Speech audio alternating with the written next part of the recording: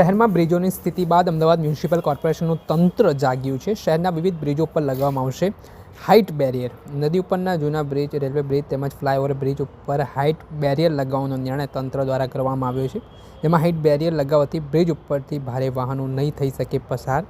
ભારે લોડિંગ વાહનોના કારણે બ્રિજને નુકસાન થતું હોવાનું પણ પ્રાથમિક તબક્કે અનુમાન સામે આવી રહ્યું છે।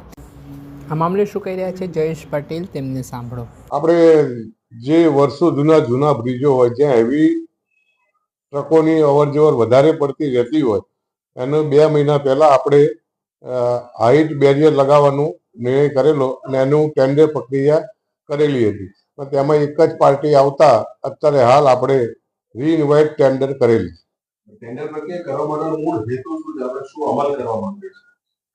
ટેન્ડર પ્રક્રિયાનો અમલ એટલે જે જૂના બ્રિજો હશે ને જ્યાં હેવી ટ્રકોની અવર જવર રહેતી હશે રાત્રિના સમયે, એના માટેનું આપણે અત્યારે હાલ પૂરતું ટેન્ડર પ્રક્રિયા કરી પછી ત્યાં આગળ કેટલી ટ્રકો રાત્રે નીકળતી હશે એ ઉપર આપણે હાઇટ બેરિયર લગાવવાનું નક્કી કરીશું। આવા કયા બ્રિજની ઓળખ થઈ શકે છે? કયા બ્રિજ કેટલા વર્ષ જૂનો છે?